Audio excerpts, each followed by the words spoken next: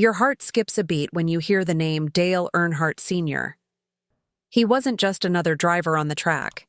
He was the Intimidator. You can feel his presence even years after he raced. His story is powerful.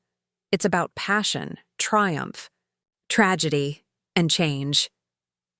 You're about to hear the story of a man who drove faster than fear and left behind a legacy that still protects lives today.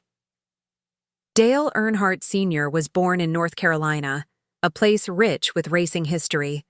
His family knew speed. His dad was a racer and mechanic, and his mom held the family together working as a waitress. Dale was one of 5 kids, and he learned early that life on the track ran in his blood.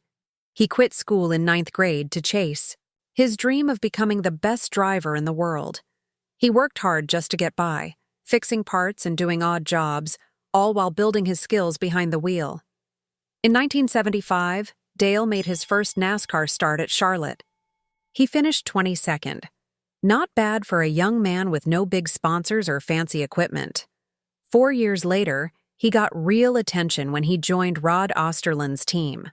That year, he won a race in Bristol and made history by earning more than $200,000 as a rookie.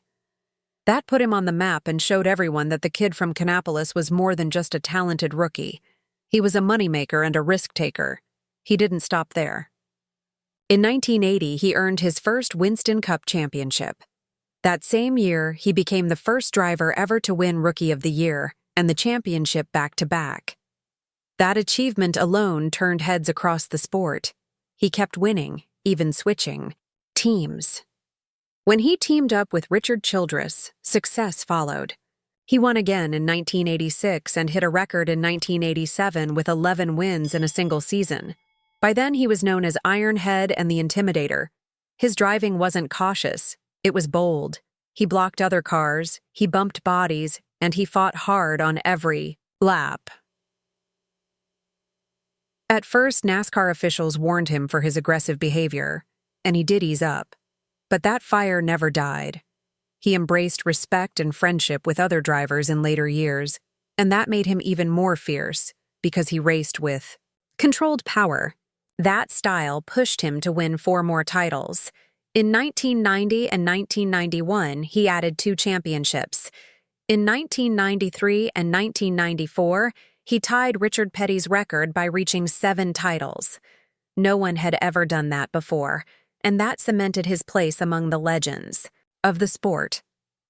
If you know anything about Dale Earnhardt, you know that the Daytona 500 was the one race that always got away until 1998. He tried 20 times and lost. But in 1998, all of that changed. He finally won the Daytona 500. It was huge. Millions of people watched and cheered when he raised his arms in victory. Some say it was the most emotional moment in NASCAR history. For Earnhardt, it summed up every year of grinding, fighting, and believing in himself. It was proof that persistence pays off. He was dominant, but it wasn't easy. In 1997, he had a terrifying crash at Daytona that could have ended his career. He walked away, changed his car, and came back stronger to win the race the next year. That set the tone for his final years. He didn't win more championships after 1994, but he stayed sharp, pocketing milestone after milestone, including career earnings over $30 million and starting 500 races in a row. He was still a force to be reckoned with, still fighting for wins, still earning respect. Then came February 18, 2001, the last lap of the Daytona 500. It was a day full of promise. His close friend Michael Waltrip and his son, Dale Jr., took first and second place.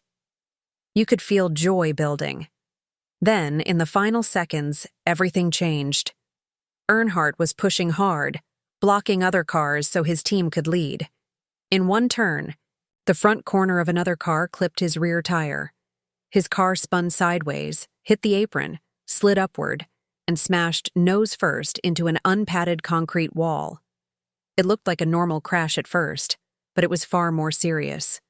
His wheel came off. The car was bathed in smoke. Medical teams raced to the scene, but he had stopped breathing. He was rushed to the hospital and declared dead. The racing world froze. A 7-time champion, one of the greatest icons alive, was gone at 49. The Fiaoai shock cut through fans, drivers, and families. It felt impossible, like a piece of NASCAR history had been snatched away.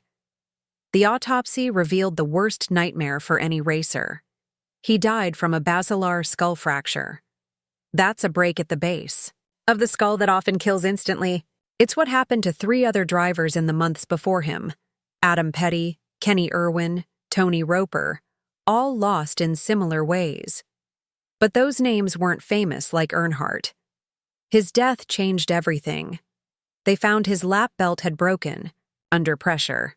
His body snapped forward. He hit the steering wheel with his chin and then slammed against his seat. His helmet wasn't secured properly, moved forward, and left the back of his head exposed. He didn't have a head and neck restraint that many other drivers were already using. The investigation showed a mix of unlucky timing, gear failure, and brutal impact had ended his life. His loss shook NASCAR to its core. It created a turning point. Safety had been improving slowly over time, but nothing forced change so fast. In just a week, teams strengthened belts, seats, and headrests. That alone made cars 75% safer right away. NASCAR stopped acting alone. They brought in safety experts, set up a research center in 2002, and started redesigning everything. Remember, those concrete walls lining the track. By 2005, they were being replaced with safer barriers, layers of steel and foam that absorb the shock and protect drivers. Those used to be optional. Now they are everywhere. The head and neck support device, or HANS, became mandatory. That tool braces a driver's head in crashes, and after it was adopted, basilar skull injuries nearly disappeared in NASCAR. Seatbelts became more advanced too. A simple 3-point belt wasn't enough. NASCAR moved to 6, 7, even 9-point harness systems. They also shifted seats closer to the car's center and added padding to doors. All of these changes worked together to reduce injuries. One rule that helped fans notice safety improvements was the free pass rule. After a caution, instead of racing back to the line, cars have to stay put.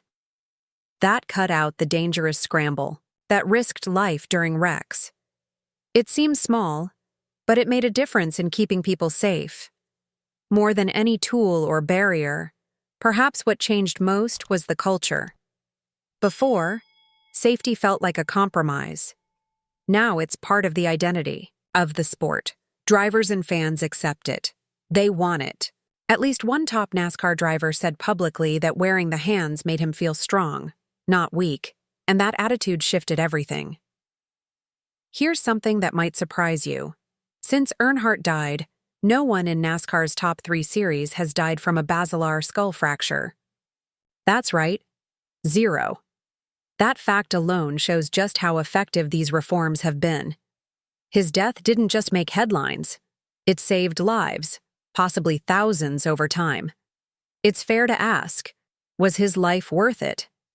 Many say yes. On the track, he is one of the best ever.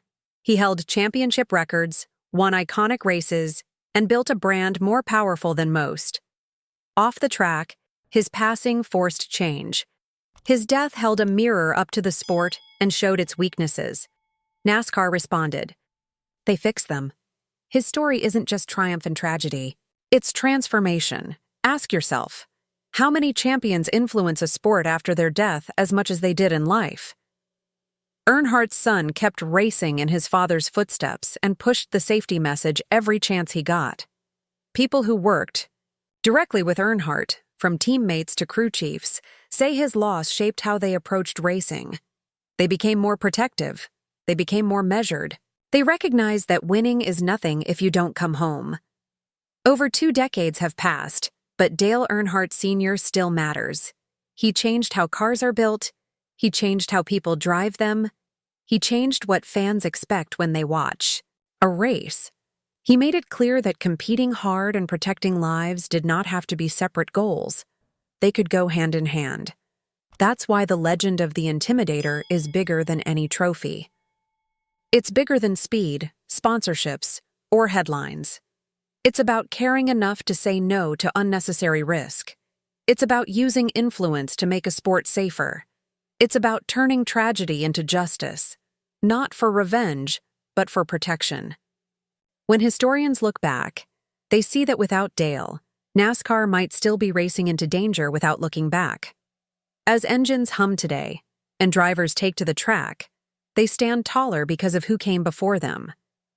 They wear gear that's safer, sit in seats built for survival, and race on tracks designed to absorb collisions instead of amplify them. That's his legacy, a gift born out of heartbreak and a road paved by courage. So next time you hear the roar of those engines and see cars battling side by side, remember his name. Remember his story. Know that every barrier, every strap, every safety device has his mark on it. Through loss, he saved the sport. Through tragedy, he changed lives. That is the real power of Dale Earnhardt Sr.'s legacy. If you found this story powerful and want more like it, go ahead and leave a comment with your thoughts. Hit subscribe so you'll never miss another video that brings you stories worth remembering. Press the notification bell so you're always first to know. And if you have a favorite moment of Earnhardt's or a question about his legacy, drop it in the comments below. Thank you for listening to this story of grit, loss, and transformation. Stay tuned for more compelling narratives, and until next time, remember that real change sometimes comes from the most difficult moments.